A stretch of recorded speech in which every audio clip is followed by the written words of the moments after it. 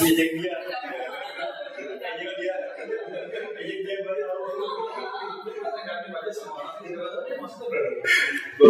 Mengingatkan yang sudah dulu sekali. Tangan buat apa? Nah, saya mengucapkan selamat pagi karena saya ingin mengajak teman-teman semua untuk mengingat kembali siapa yang baru yang dibawakan oleh teman kita Justia. Ada yang tahu topik apa? Passion, betul. Nah, Itu mah lu aja kali menariknya. Saya akan mulai dengan sebuah cerita, sebuah kisah nyata yang dialami oleh seorang gadis bernama Amy Cody. Amy Cody ini lahir dan besar di Las Vegas. Dari kecil dia mempunyai mimpi untuk dapat mengelilingi dunia dan menuliskannya dalam sebuah buku. Dia juga mempunyai hobi yang paling dia sukai adalah bermain snowboard itu. Semuanya berjalan dengan lancar. Saat dia berumur 18, dia mulai bekerja menjadi seorang massage terapis, dan dia percaya mimpinya untuk dapat mengelilingi dunia akan terwujud. Sampai suatu saat ketika ia berumur 19 tahun, ia terkena sebuah penyakit yang dinamakan Neisseria meningitis. Sebuah penyakit yang dibawa oleh bakteri meningitis. Penyakit ini menyerang sistem sirkulasi yang menyebabkan kedua belah kakinya harus diamputasi, bahkan ginjalnya harus dibuang. Dia cukup beruntung karena penyakit ini adalah penyakit yang langka dan kecil kemungkinan orang bisa sembuh dari penyakit ini. 3 bulan dia dirawat di rumah sakit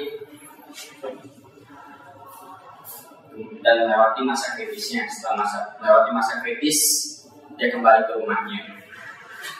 1 minggu kemudian, sama ibunya, dia kembali ke rumah sakit.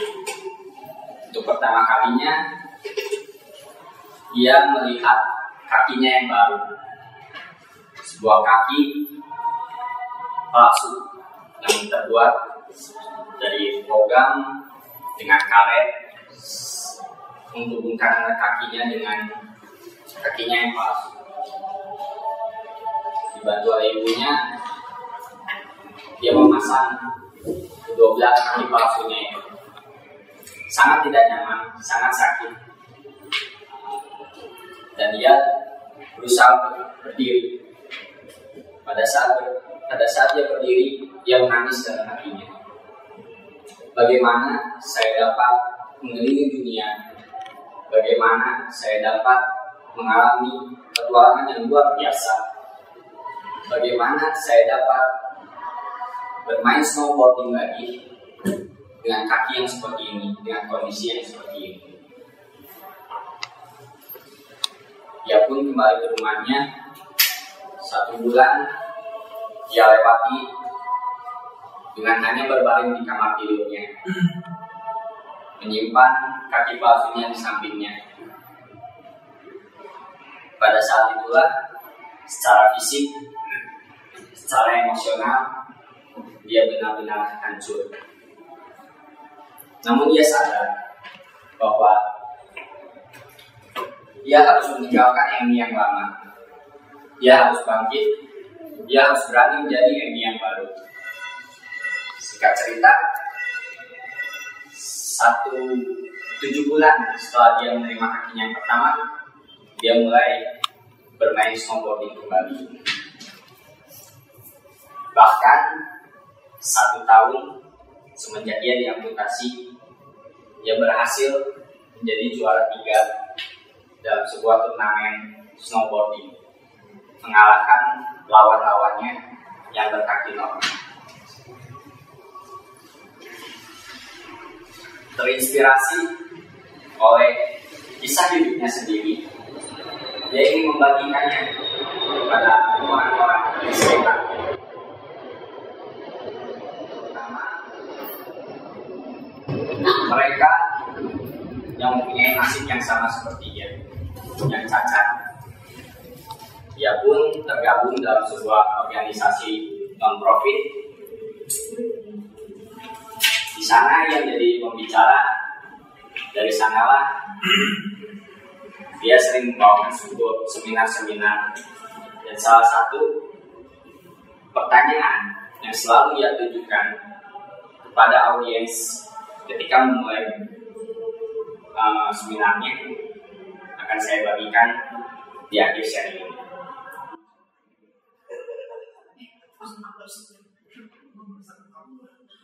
Malam hari ini saya akan cerita tentang passion saya di bidang fotografi.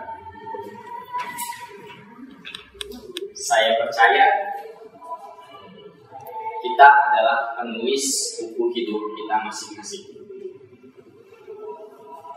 Sejak kecil saya selalu diberi nasihat. Sekolah yang rajin, dapatkan nilai yang baik, ambil jurusan IPA, kuliah.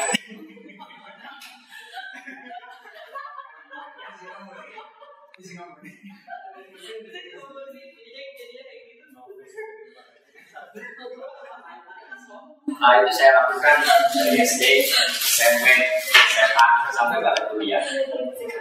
Selama itu saya tidak pernah bertanya pada diri sendiri, benar-benar bertanya pada diri sendiri, apa yang saya ingin lakukan dalam hidup ini, apa yang saya cintai dalam hidup ini. Sampai akhirnya di jenjang kuliah saya mulai merasa jenuh. Saya merasa berada di lingkungan yang salah dan saya tidak dapat terus seperti ini. Saya tidak dapat membayangkan 20 sampai 30 tahun ke depan saya terus berada di lingkungan yang seperti ini. Kembali ke masa kecil saya, keluarga saya adalah bukan keluarga Kristiani. Ayah saya, ibu saya adalah seorang Konghucu, sedangkan saya adalah Kristen KTP. Kemudian saya masuk SMA. Saya masuk SMA Katolik. Di sanalah untuk pertama kalinya saya mengenal gereja Katolik. Saya merasa nyaman di dalamnya. Dan pada 2005, dibantu oleh teman saya Chris, saya memutuskan untuk mengikuti katekumen. Dan pada 2006, saya resmi menjadi anggota gereja Katolik. Selama katekumen, saya belajar tentang apa itu pelayanan dalam gereja. Atas dasar itulah, setelah saya dibaptis, saya mulai aktif dalam pelayanan gereja. Dan akhirnya saya berada di OMK Katedral. Saya percaya tidak ada yang kebetulan dalam hidup ini. Tuhan telah merancang segala sesuatunya. Tahun 2010, Berita Katedral berkat mengadakan sebuah workshop. Saya mengikuti workshop tersebut dan untuk pertama kalinya selama 22 tahun hidup saya merasakan hati saya bergetar. Saya merasakan antusiasme yang tinggi ketika mengikuti workshop tersebut. Dan workshop tersebut adalah workshop fotografi. Emi tadi di awal, Emi mempunyai mimpi. Dia punya mimpi untuk mengelilingi dunia. Ketika kakinya sudah tidak ada, ketika kakinya harus diamputasi, apakah berarti mimpinya itu harus terkubur? Tidak. Justru karena kakinya itu, Emi dapat mengelilingi dunia. Emi mendapat kesempatan untuk mengunjungi sebuah negara di Afrika untuk membagikan kaki palsu pada anak-anak cacat di sana.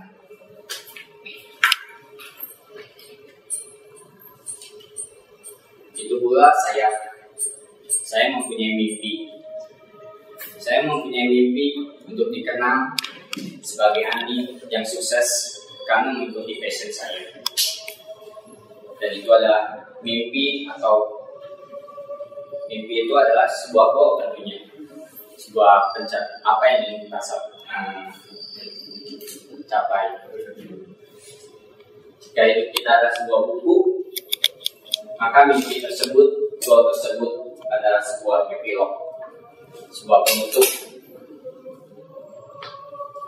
Tapi apakah buku hanya terdiri dari penutup?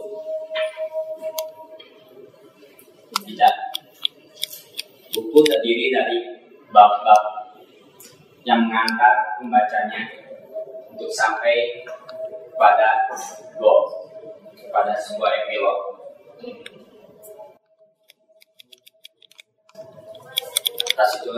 Dasar itulah saya mulai mengambil langkah-langkah untuk mencapai mimpi tersebut.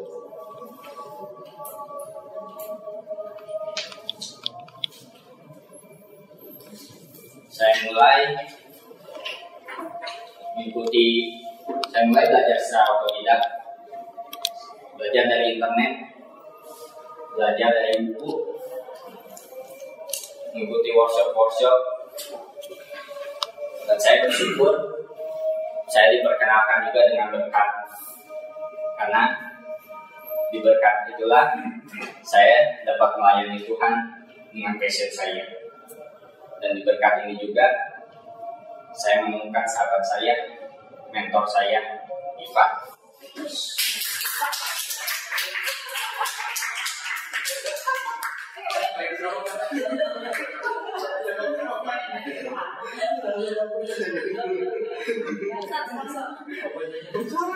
Tapi bukan berarti semua itu dilalui dengan senang, bukan berarti itu semua dilalui dengan happy. Ada hambatan, banyak tantangan yang harus saya hadapi. Mulai dari orang tua saya yang awalnya memandang sebelah mata apa yang saya lakukan. Hal itu dapat dimaklumi karena saya adalah seorang mahasiswa teknik mesin yang punya kesempatan untuk bekerja di perusahaan multinasional dan mendapatkan gaji yang tinggi. Belum lagi pendapat orang di luar yang serupa seperti orang tua saya. Tapi saya bersyukur saya boleh dipertemukan dengan Gladys juga.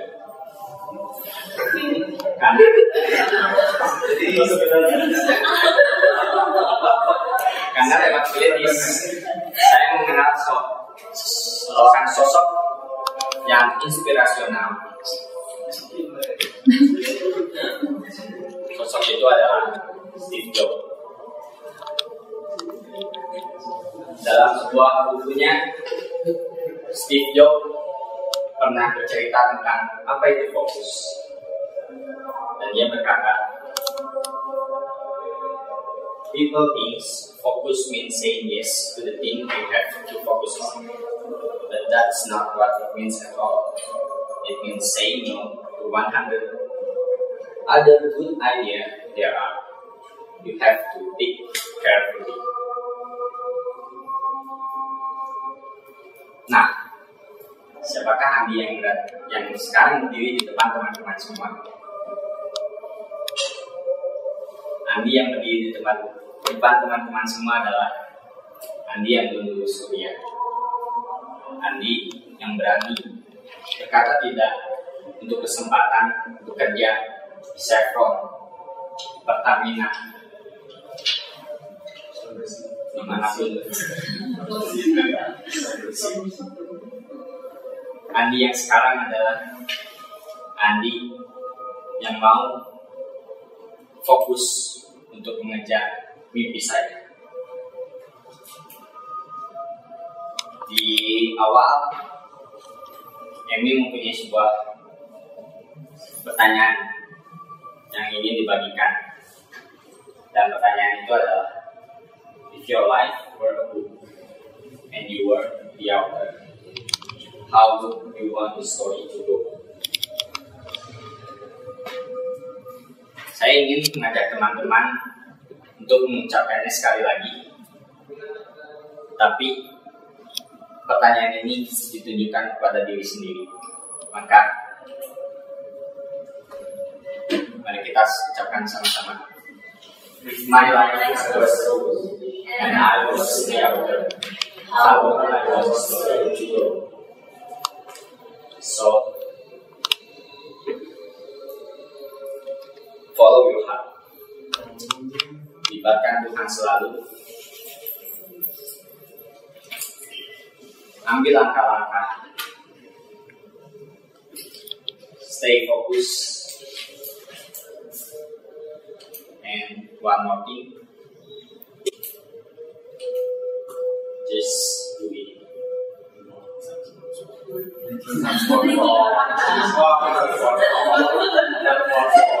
Ingat prinsip 10.000 jam.